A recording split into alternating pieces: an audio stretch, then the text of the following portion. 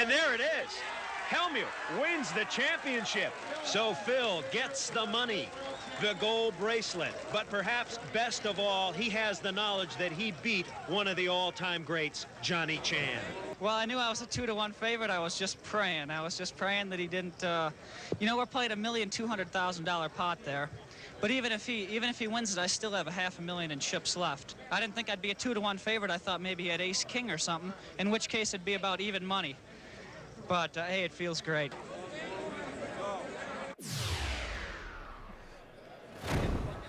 Back inside the Penn and Teller Theater, I'm Marianella Pereira, along with a slightly older Phil Hellmuth. You barely aged in 24 years. That's not true, but I remember that I told my father, if I win this event, I'm going to buy you a new car. I bought him a new Mercedes. I told a bunch of my friends, if I win this event, I'm going to fly you home on a private jet. Now, wait a minute. In '89, a private jet's kind of a big deal, I feel. $6,500 from Las Vegas to Madison, Wisconsin in 1989. I love that you know the exact amount. That's hilarious. All right, let's check in on the leaderboard.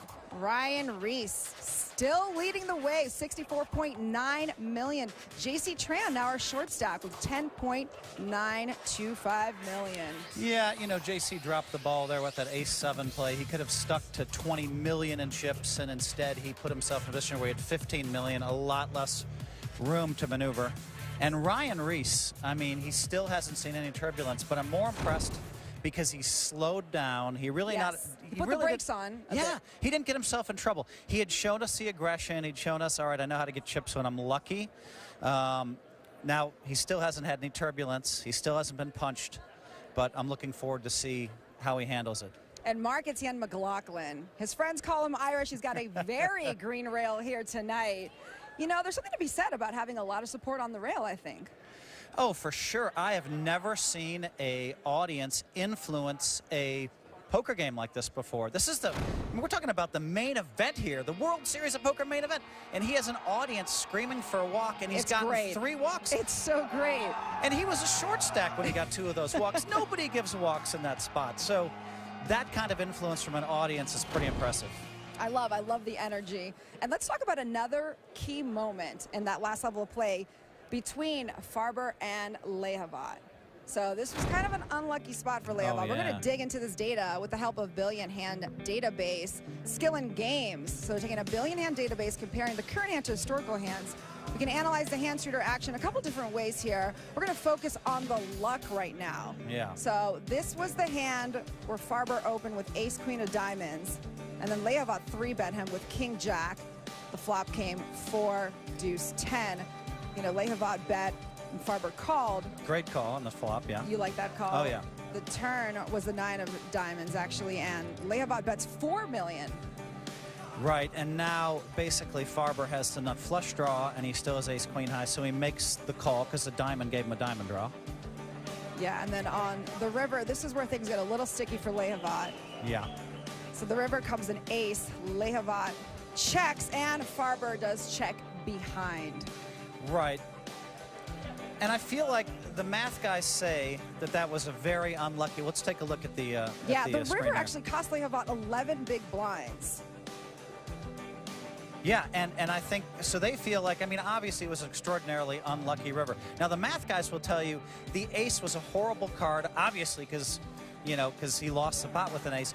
But I think they say it was a really horrible card because now Lehavat can't bluff. Now, some of the professionals like me might say, actually, an ace was a great card to bluff with. But yeah, he had one way to win this pot, and, you know, the river kind of took that away from him, but you know, he actually saved 4 big blinds here with the check on the river. So in a way, he cut his losses, but, you know, it was just a really unlucky card. Yeah. I mean, it was an unlucky card, and it did basically stop him from making a big bluff. I'll concede that in this case, but it could have been a card that he could have made a big bluff with in ace. Maybe he was bluffing with ace-king and just fired on the river. But you really like Lehavat's, I mean, up until the river, I felt, you know, he was playing well, and it's just on the river when he got unlucky there. Farber, the check behind is. Yeah. Now we're going to check in with the final results. Examined one street and one hand from the previous level. We analyzed how much the cards helped or hurt Lehavat. Obviously hurt a lot. Obviously Unlucky. hurt him a lot right there, and came to the conclusion statistically that the river cost Lehavat the opportunity to win that pot.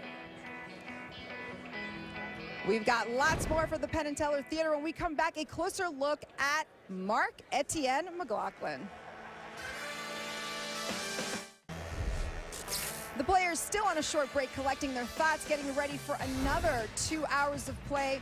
We'll have more of the final table coming your way, but first, a closer look at Canadian Mark-Etienne McLaughlin, close friends with 2010 main event champion Jonathan Duhamel. McLaughlin doesn't really consider himself a pro, but he definitely plays like one. 25 years of age, he has 7 WSOP cashes, considers poker a hobby, runs several businesses, finished 30th in the 2009 main event. And like we said, he's friends with Jonathan Duhamel. Very green rail. Yeah, pretty hard really to run, to run all the way to 30th in the main event. I mean, there were like 6,000 players that year, so pretty impressive that he's had 2 deep runs, and it kind of like the fact that he's here for a second time makes us understand he's a more skilled player. Absolutely. And do you think having a friend like Duhamel really helps McLaughlin in this position? Definitely. Duhamel has a similar style, actually. And, I mean, Mark, you have to give him some credit. I mean, he's really hasn't been all that lucky. And he's still in there, and he's still in a good position. It looks to me like, there's 2 stacks significantly below his. He could easily move up 2 more spots. And beyond that, who knows what could happen. Well, McLaughlin splits his time between poker and some of his outside interests. Among them, the game we all love to play at recess. It's really important to be well balanced, because if you're always thinking of one thing and it's getting really important in your life, when that thing goes wrong, it takes all the place in your life. That's why I like dodgeball so much. You just forget about all the bad things and just thinking about killing the person in front of you. Come with me. We are about to play some funky dodgeball. They're all crazy. They're all very, very funny. We always have a good time. Yeah, well, the group we have here is, mostly poker players. We try to hang out together as much as we can, so yeah, we train hard. Yeah, we look a little ridiculous, but we're out there to have fun. Let's go! Mark's probably the best player in there, so he's going to be my #1 target. I always try to take out the best player first. Well, dodgeball is a little bit like poker, you got to be able to play hard, take a lot of chances, be aggressive, but you want to play smart at the same time, So we play as a team, as a group, and just try to make the best moves whenever we can. Holy, that was rough. It was a blast. I'm sure we're gonna do it again, and we will do it each week and have a tradition here and playing dodgeball and other sports.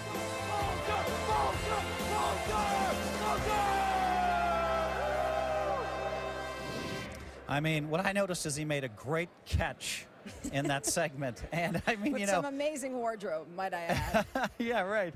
What he has to do is he really has to catch some cards and dodge some bad luck if he wants to get back in this. Well, Mark-Etienne currently 4th in chips with 6 players remaining. He'll try to dodge elimination as play resumes right after the break.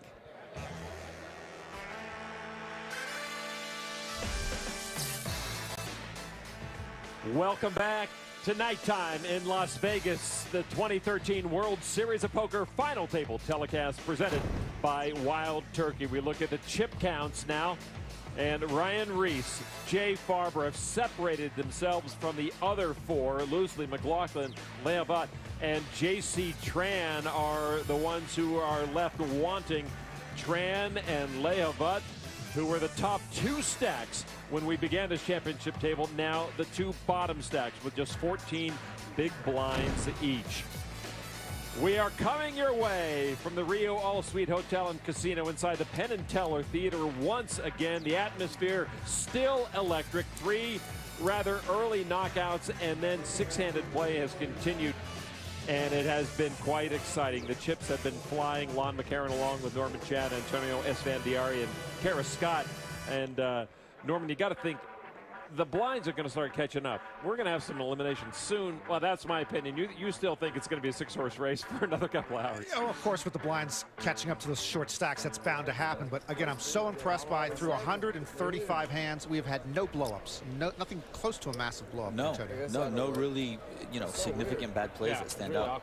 That chip, oversized chip. I love the oversizedness of it. It's worth $500,000, so they've taken away some of the 250s and colored up a bit, as they say, and so the big stacks have a few stacks of those red chips with $500,000. It's a little more manageable to handle your stack. Carlos Mortensen, had he not been knocked out by J.C. Tran, would rather have more chips in front of him to play with. You got that right. And JC, by the way, so happy he knocked out Carlos Mortensen on that bubble. He said that Carlos was giving him so much trouble on day 6. He loves Carlos, but he was glad to get him out of the way. Now JC has his own set of problems, new problems to deal with. The short stack is J.C. Tran, 75,000 less than Leavat. So as I mentioned, 1, 2 are now the bottom 2. Folded to McLaughlin. It was almost twice the stack of Tran, not quite. JC all in. All in. McLaughlin just called from the small blind, and yeah, it's almost an instant ball. A suited ace. I got your hand. Which is your favorite hand? And it's funny because a lot of times with a hand like ace-3 suited in position, you would check and take a flop. But given that there's 2 million dead chips in the pot, like this, he'll put in $1 million. You kind of have to do what JC just did. I'm just saying. JC seems a little looser now. I mean, he had a grim face on before we went to break. That's the reason why you made it 10 mil with 2 6s, right? Because you just don't ever give me credit, right? Exactly. Like that's the bottom of my range when I make a 6 mil. I know. JC's still a little heated about the. By now he knows that Jay had pocket 6s and he's not too happy about it. It's all right. Maybe it was a good pull. Play back at you once. Who knows what would have come. I think going back, having $6 million in the pot, he's always going to take that flip. Raise. Lockman, try it again. 1.6. Oh, the blinds didn't go up? $1.6 million. The blinds are not up. The blinds are still 400, 800,000, 100,000 chip handy. McLaughlin will take it down with Queen Jack. The way that the table ended when we went from 10-handed to 9-handed back in July, there were about 42 minutes left in a level. So we played the 42 minutes, or the rest of that level, I should say, yeah, 42 minutes or so, and then played an hour of the next level. So we take our breaks mid-level. Big one's 8. And you can follow the chip counts up top. You can see the payouts of Brummel House, Benefield, and Newhouse. Finished in 7th, 8th, and 9th. Keep track of the blinds, the number of hands played.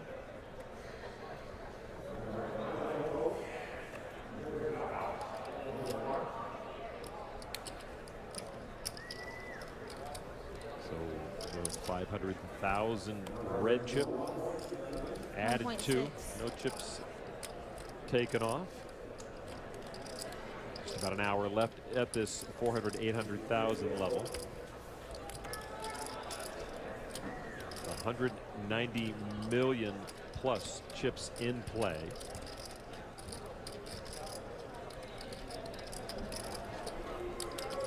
Laughlin's raise. It's by everyone, and he will pick up the pot with ace-jack. So during that last break, I love seeing that footage of a young, buoyant Phil Hellmuth celebrating his main event victory in 1989 over Johnny Chan. And what most people don't know is that it's doubly good form that the year before Chan had knocked him out in 33rd place. Phil had pocket 10s, Johnny Chan had pocket jacks. So to come back the next year and knock out the best player in the world heads up to win the main event title, that's as sweet as it gets.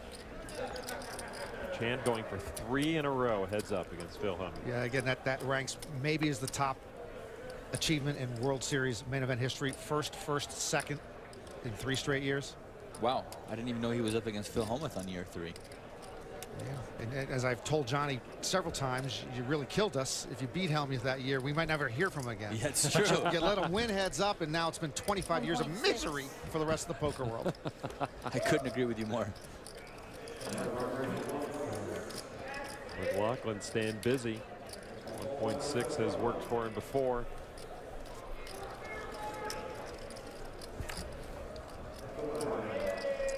The man is persistent. I mean, you got to give him credit. That's what you have to do with that stack. He doesn't back down. Yep.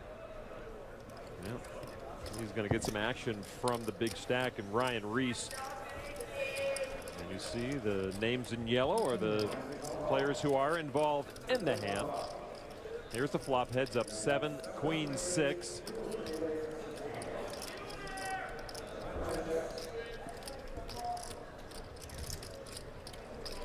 Reese has the action. And it goes check, check. Another 7 on the turn.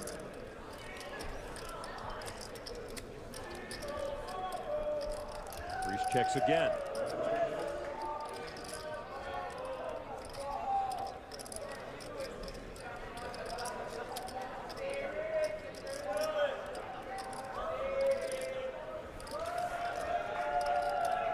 $2 million.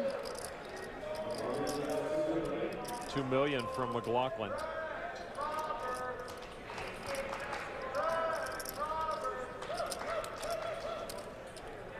Reese will commit the chips. This is interesting because both players checked on the flop. King of clubs on the river. Reese checks a 3rd time. And did Reese's call on the turn put some doubt into McLaughlin's head? I mean, it's interesting because if he had a queen, he probably likely betted on the flop. But he is very tricky, so you never know.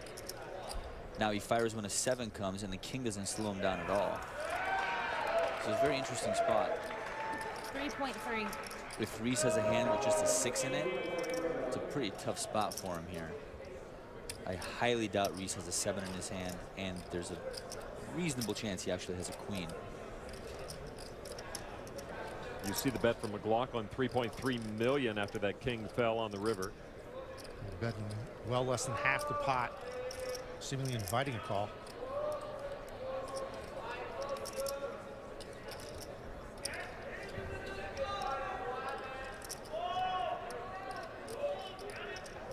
That is quite a strategy and a lesson in math too, to be able to figure out what kind of bet you want to put out based on how much the pot is and how much you think they'll call and what they would have to raise if they were going to raise.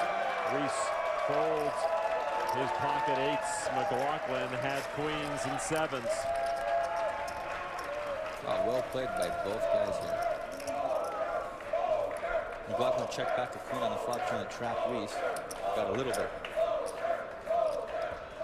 Ryan Reese made a great river bluff in a day 7 hand we're about to see, but Mark-Etienne McLaughlin made an even better river call. Ryan Reese with just the pocket jacks, but wow, getting busy. Wow, serious. It looks as if McLaughlin already is convinced the beast has a big spade in his hand. McLaughlin has really been put to the test by young Ryan Reese here. I call. He makes the call, reckless or brilliance. It doesn't really matter. McLaughlin will win it. This is one of the big moments for Mark-Etienne McLaughlin that earned him a trip to this championship table. His chip count now up to almost 26.5 million.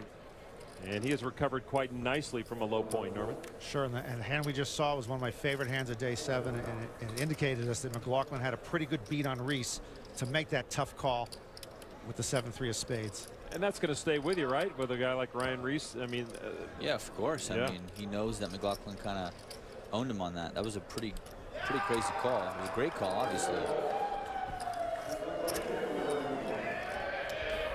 Barber will take it with a raise. Queen 8 of diamonds. He slides the button. And he'll stack them up.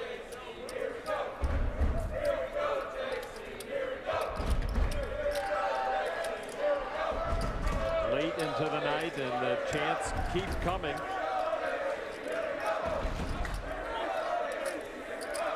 The fans having a great time, and part of it is a responsibility to their player to keep their player pumped up, keep the energy going. It's such a critical part of a championship table, any poker table, to keep your wits about you. And once you lag, you're lost. Yeah, I think the rail plays a huge part in your confidence and your momentum. So having a big rail is kind of important.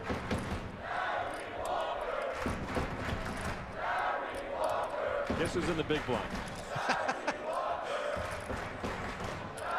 Well, I want to pull up Larry Walker's career stats and see if, actually, I think he would have drawn a lot of base on balls in his Barry career. Bonds is your record holder. Yeah, but, you know, he was a power hitter, so sure.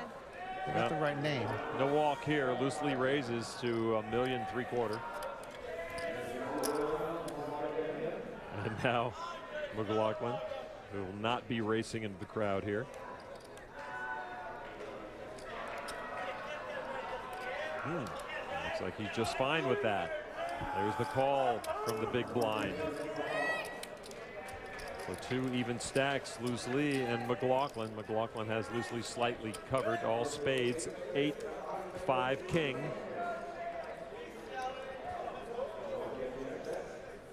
Check to Loosely.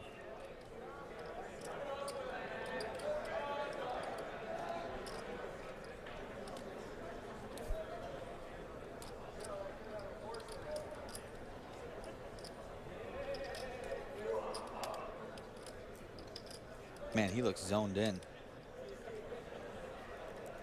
He doesn't like playing pots against McLaughlin because McLaughlin can have anything at any time, and he doesn't like the fold. $2 million. Now he'll fire away those 3 spades on the board. $2 million from Loosely.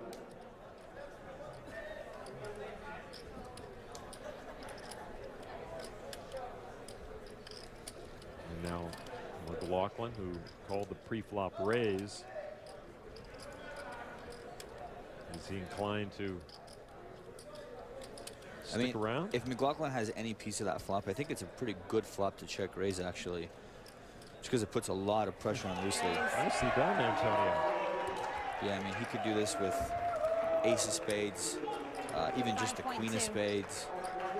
You know, if he has just a king in his hand, I think it's very unlikely for him to check raise here.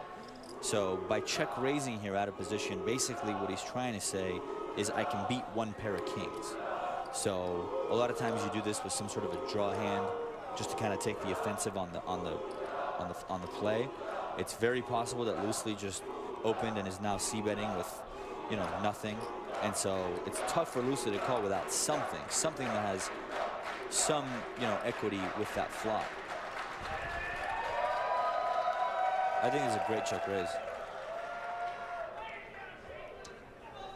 Wow. Loosely with the call. Very interesting. 2 players.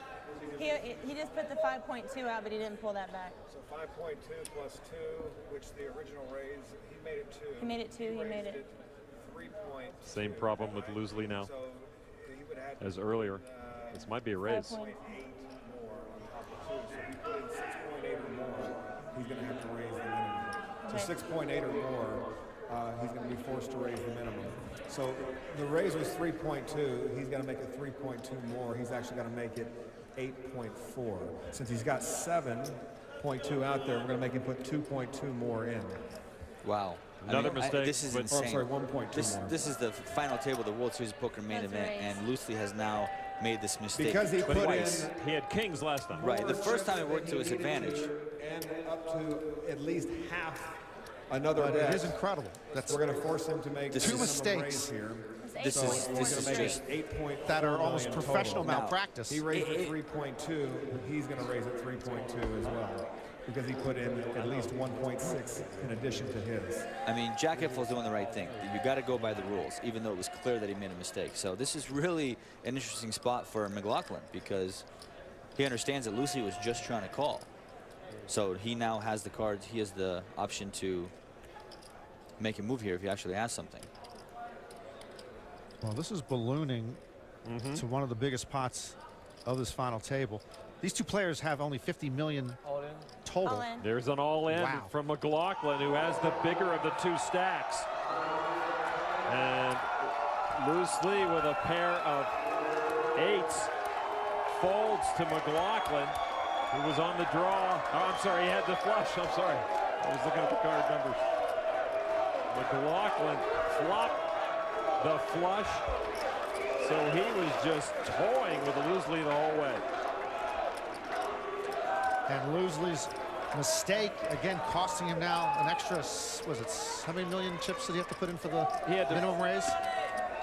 And who knows, it might have saved him. Yeah. If the turn comes an 8 or a 6, he's going to lose a lot more. Here is the erroneous raise from Loosely. And he left other chips, the previous chips, in the pot. That really is what caused the problem. He did not pull them back when he pushed that stack forward to make the call. And so that changes things a lot. Mark Etienne McLaughlin now up to 37.4 million. Loosely down to 14 million. That's where experience really comes in to save the day. I don't think that someone like J.C. Tran is ever going to make that mistake. Twice. Well, you don't usually see that once in a night. At the final table of the main event. No big deal. Same person. Twice at the final table of the main event.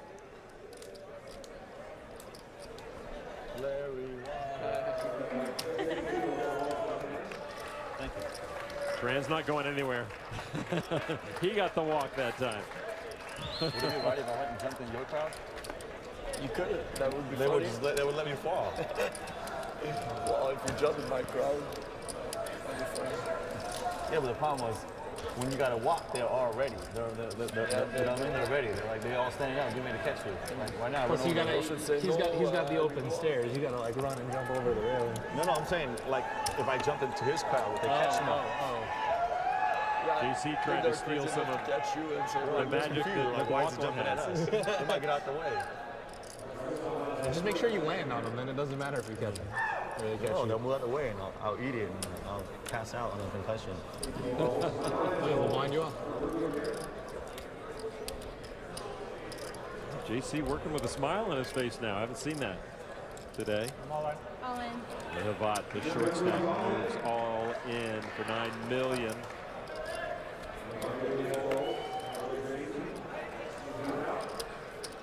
The total at the top was the total of Lehavat before the hand began. Then he put in his 100,000 and he gets the all in for $9 million. You see below his name. Ace Queen for Lehavat, and he will take it down and take the blinds at Addies. So welcome back in the booth, Lon McCarron, Norman Chad, Antonio Esfandiari, and they continue six-handed.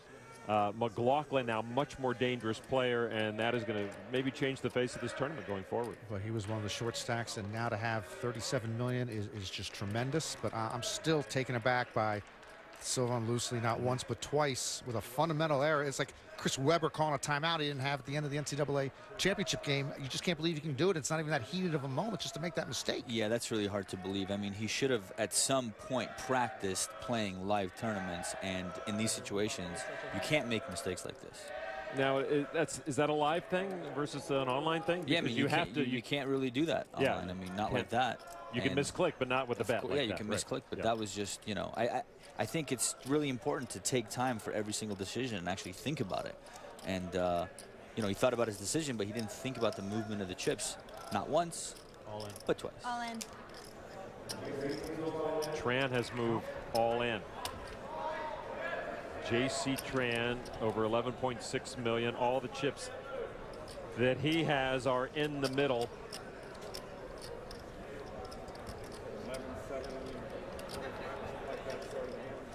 Farber waiting for an exact count. Okay. Right. That's not good for JC. If Farber calls, JC's in trouble. And JC's been in trouble with Farber much of the evening.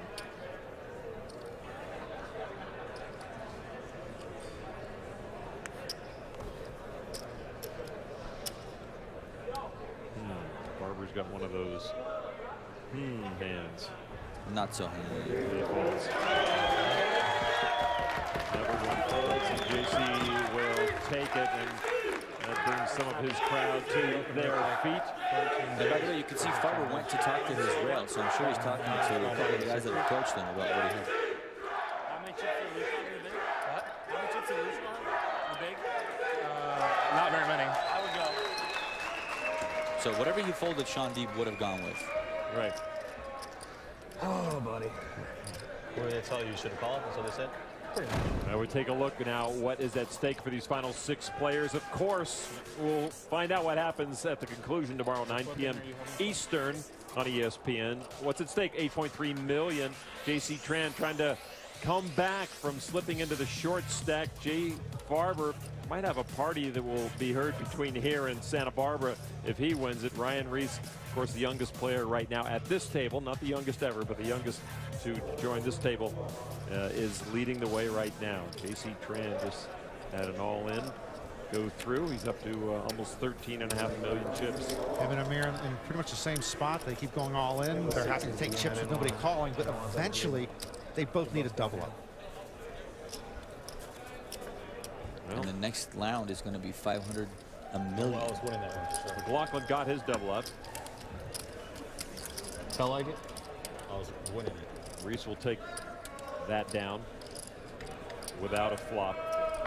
So you see Lehavat loosely now the 2 short stacks. Tran not that much ahead of them too. And McLaughlin, if this were a cycling race, you know, he'd be the one who separated himself from the peloton. He's in the middle between the leaders and the peloton, trying to bridge the gap, as they call it in cycling, and he's the one caught in the middle right now. But would he be juicing in that race? In all likelihood. In all likelihood. So I'm glad he's here, just taking a leap into the stands while being PED free. I think McLaughlin's played very strong tonight. He's definitely the most dangerous player at the table. And I don't think the other players want to see him get the chips. We'll see the race to 1.75 million. McLaughlin has chipped himself up to 45 big blinds. A lot of working room for him now. Ryan, grab the button. Suited king for loosely, worthy of the raise, and he'll take it down. So it's just a matter of time. I mean, the big hand will run into the big hand eventually. At some point, it'll happen. You know, it must. And if not, the blinds would be too high by that time. Exactly. They'll eat you up. They'll do it quickly. Loosely very active. Loosely surfing and traveling. Tennis, surfing, he snowboards, he skis. All I ever see him is at a poker table. So I don't want to hear about all these outdoor activities. He's sitting around. He loves playing like marathon heads-up online sessions. Oh, is Larry Walker here? Leroy Jenkins. Well, I just watched a week worth of the World Series of Baseball and did not hear Larry Walker's name. I'm not watching 7 hours of the World Series of Poker, and all I hear is Larry Walker's name. And loosely bursts the bubble once again with McLaughlin in the big blind. But we know what happened last time. How much you started the hand work?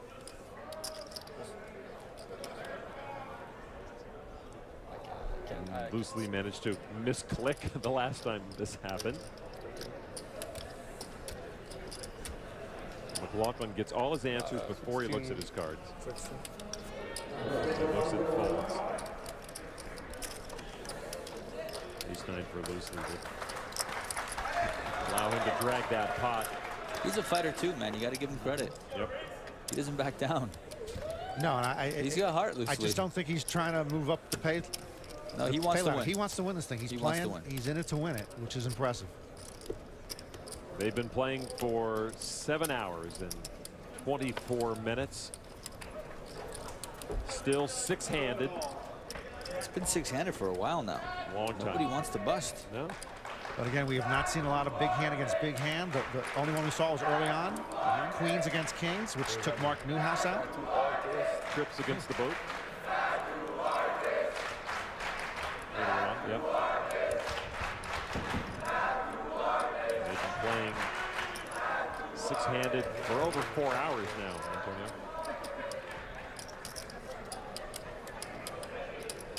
Folded to McLaughlin.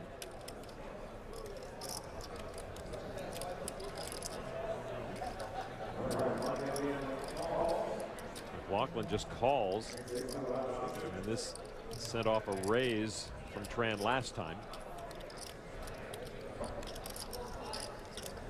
This is usually a very weak play, but McLaughlin's the kind of guy that is very capable of doing it with a bigger hand. He's very tricky. But usually if someone limps the small blind and the big blind comes in raising, they usually win the pot right then and there.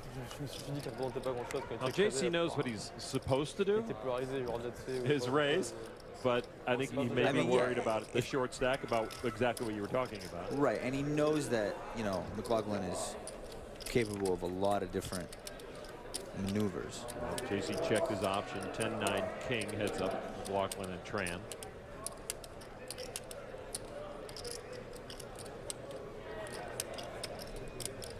Etienne. 1.3. I mean, this is a good lead. There's a lot of cards that just completely miss that for Tran. Exactly 5-9. Two pair for McLaughlin in the flop. So Tran was thinking about raising. Right, and if he put in a decent raise pre-flop, he's going to win the pot right there. Unless McLaughlin gets really tricky and comes over the top, which I don't really see him doing, given JC Tran's stack size. JC is really on the ropes right now with 12 million. Been hamstrung, yeah. Right, there's not much maneuvering he can do. Every decision he makes is really, really important. And so I suspect he'll play a little bit more snug and just try and get it all in with a better hand for a double up. And it's like he's just been running into walls every time he puts chips in the middle. The next player's got a better hand. They come back over the top. He has had a very rough ride at this championship table. And from our perspective, pretty card dead. So for him to still be here is quite amazing. McLaughlin folded his button. Tran now gives his small blind to Farber. Wow, they're folding Farber. That's strong. Tran folded queen jack. I can't. That's hard to believe. Farber smiling, happy about that. That's JC really just didn't want to get mixed up. I would think he'd at least call to try and see a flop. Farber's not the kind of guy that's really getting out of line, but I think that ever since the sixes hand, he might be a little not wanting to tango with the guy. Would you make a fold like that knowing Farber will see it later? I mean, would you make a fold like that anyway? You wouldn't make a fold. That's kind of a pay jump fold. Yeah. Or you know, I don't want to. That's actually a really surprising fold. Maybe he's just tired of what's happening between himself and Farber as Leavat moves all in for 8.9 million.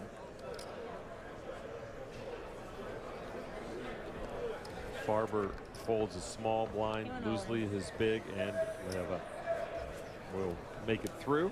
That's the third or fourth time Leavat has moved all in with 10 to 12 big blinds over the last level, and he was yet to be called. They are giving him a lot of credit.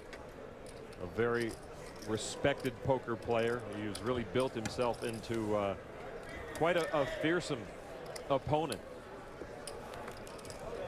for coming into the game late, as it were.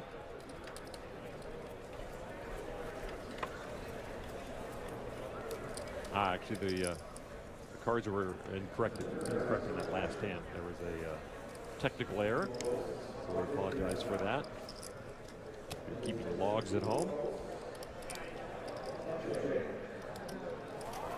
Farber now. The Hulk is back. With the button, indeed. But it's everyone else who's green with envy of his chip stack. Farber raises to 1.7 million. And maybe we'll hear from our chip leader here, Ryan Reese, in the big blind. Well, if these two tango, we'll have a new chip leader. One of them will take the lead for sure. 3.8. Free bet from Reese, 3.8 million. 3.8. Well, everyone before tonight, during this evening, has been bitten when they try to tangle with Farber. Well, Reese is going to get all he bargained for here. Get some good development here. See what flops, see what happens. The two big stacks, Ryan Reese and Jay Farber, committing 3.8 million chips each pre-flop. And they have tangled with each other very few times tonight. 4-6 Jack Rainbow. Reese in the blind, out of his position. Yeah, he's going to continuation bet almost 100% of the time here. He took control with the 3-bet pre-flop. And there it is. 4.1.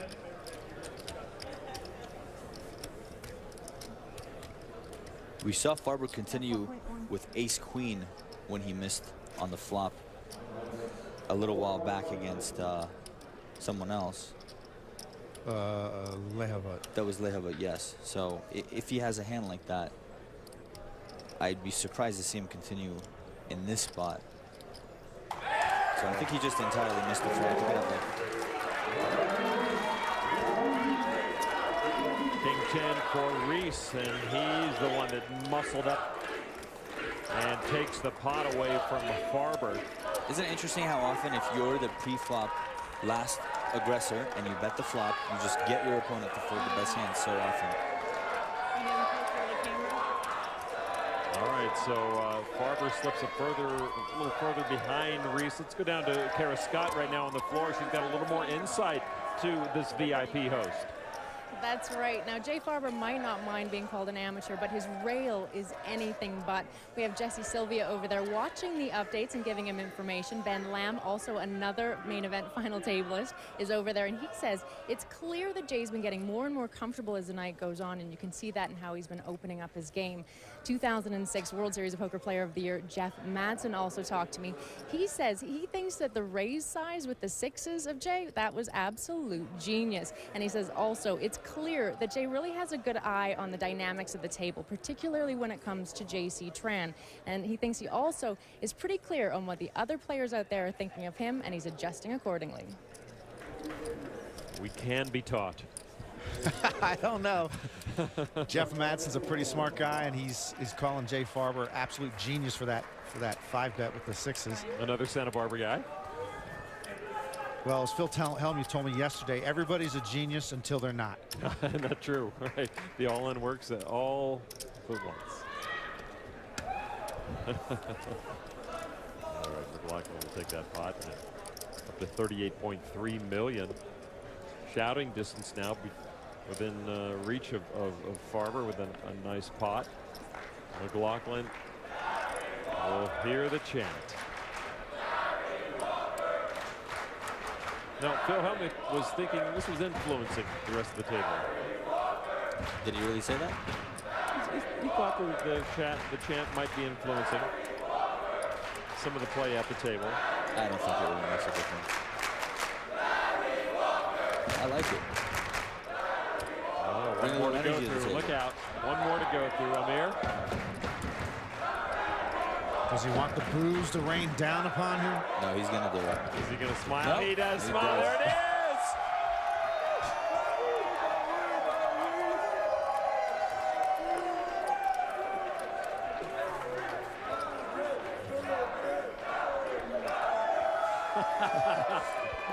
Only at the main event. Well, I don't think the chants are indeed influencing the table, but they're definitely picking up Mark Etienne's spirit, and that may have some type of, you know, small effect on his play. He's just in a great mood. Doesn't matter. Well, it certainly adds a little boost of adrenaline to Mark Etienne. A little more, maybe a little more pressure on Amir, but I don't think he's the type that's influenced. You got to do the right thing. It's because, yeah, Larry wants it. It's working. That is the oddest thing I've ever seen. The blind's probably going up pretty soon. They'll be at 500 and a million. Folded two. Amir Lehavot, the short stack folds. And now small blind, big blind, and it is Tran who will get the walk. And at the age of 36, JC knows to leap. Oh my goodness, he faked it. I was about to say he's not possibly going to leap. He knows his body can't take the abuse. I can't jump into the crowd.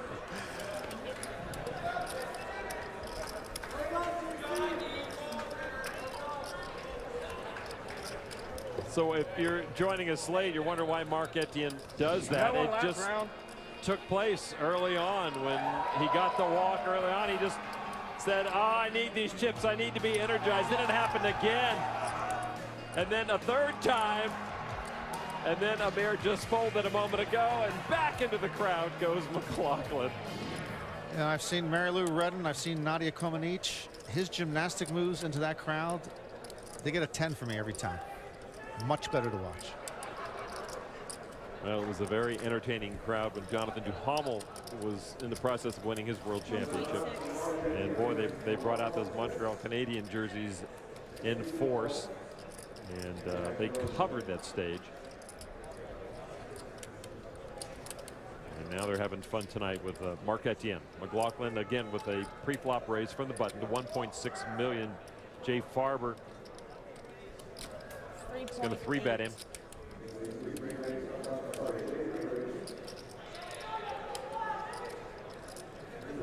Mark Etienne does not like to be pushed around, especially from the amateur. Although after the last few hours, you might not be calling him amateur. Farber now is like a baseball rookie who's playing in September, where he's technically a rookie, but he's not a rookie. He's been through the wars of this main event.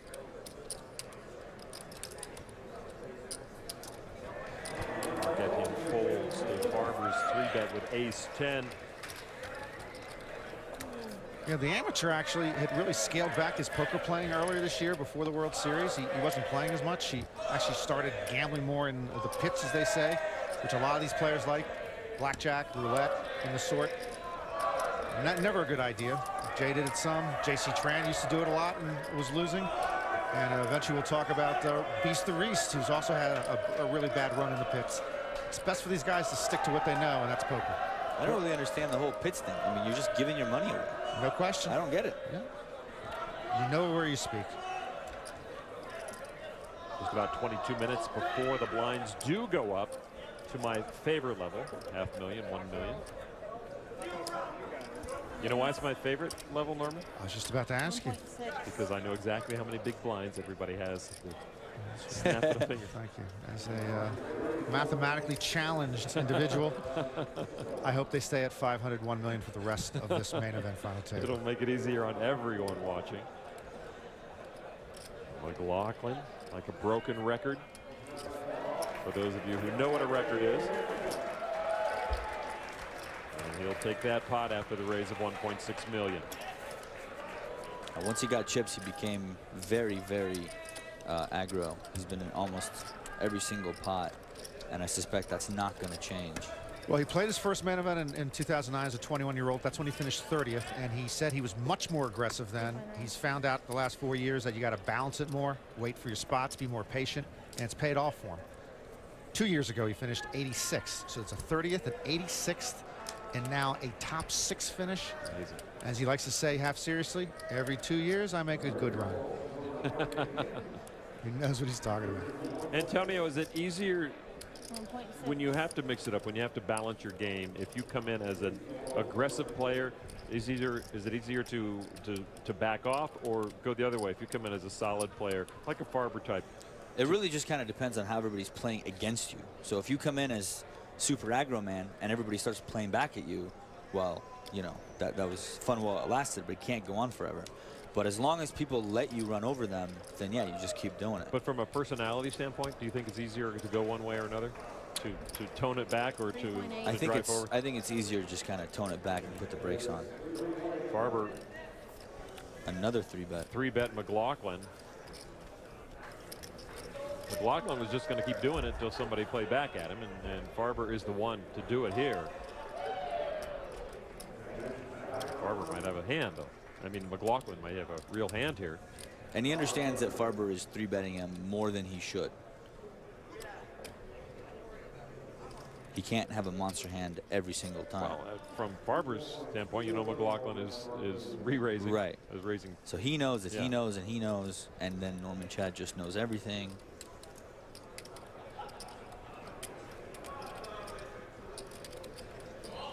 You see the top of your screen, second and third biggest stacks tangling here once again. We haven't really seen a super light 4-bet. And by light, I mean a hand of not very strong holding. So Mark Etienne is not going anywhere. Take a lesson, Sylvain Loosely. Yeah, he's raising it. So yes, this something unique coming from the bag of tricks from Mark Etienne McLaughlin, and I'm sure Farber is taking notice of that.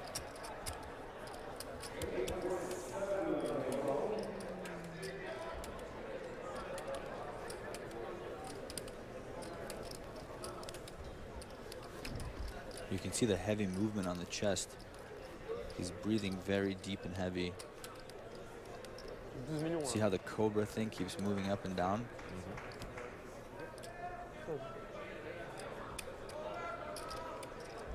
A big moment, and he's going to reach for some of the new red chips, it appears, as he makes way.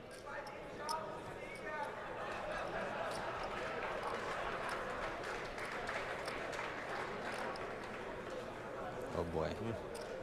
I have a sneaky suspicion a lot of chips are going to go from Farber to McLaughlin.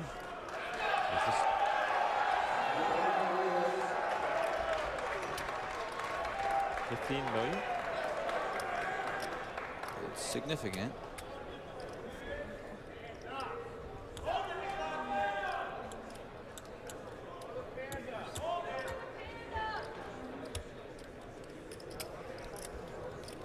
This is what you call the 5-bet. And, you know, we saw Farber do this with 6s earlier, but something tells me he's got a lot better than 2 6s. A total of 19.4 million. So now McLaughlin just has to decide if he wants to go with his hand for all of it. There's no version of him that's just calling. Look at the pots size. Boy. Is that a call? McLaughlin all in. There it is, finally. That's what we expected. Farber with pocket aces.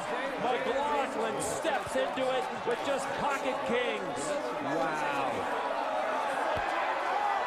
79 million in the middle. Mark Etienne McLaughlin walks into a cooler. No way getting away from kings there. 40% of the chips in play of the whole tournament in this pot. Jay Farber poised to take a monumental lead. This is a massive pot. And everyone in the Penn and Teller Theater stunned. Farber can't believe the luck that he has picked up. But we still have to run out the board.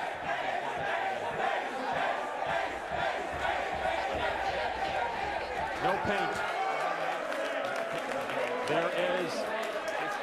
There are 2 spades out there, but Farber has the nut spade with the ace of spades. Man, that is so brutal. 6-handed to get kings, and your opponent has aces. Wow. Marc-Etienne McLaughlin about to get knocked out by Jay Farber. McLaughlin started as the third biggest stack. There was some paint that sent a shiver through everyone here. One card to come, perhaps, in Marc-Etienne McLaughlin's main event. McLaughlin trying to duplicate Jonathan Duhamel as the second French-Canadian to win this in the last 4 main events.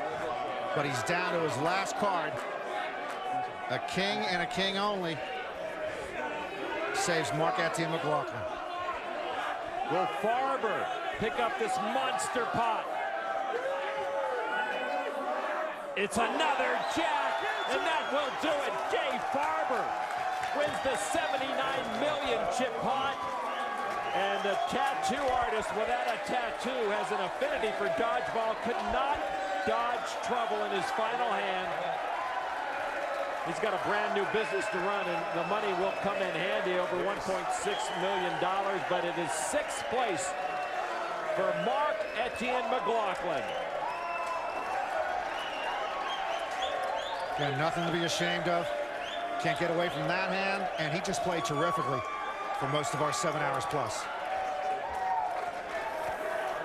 Wow, and talk about the pay jump that Tran, Reese, and Loosely take. And Jay Farber with a huge boost to his chances, to his stack. With almost half the chips in play. 5-handed and almost half the chips in play. And Larry Walker will play no more. And what is going through his mind right now? His heart pounding a mile a minute. Ben Lamb leading the OJ, OJ, OJ chant here inside the Penn and Teller Theater. But the short stack got a pay bump. The next player out earns $2.1 million. What a hand. Aces versus kings.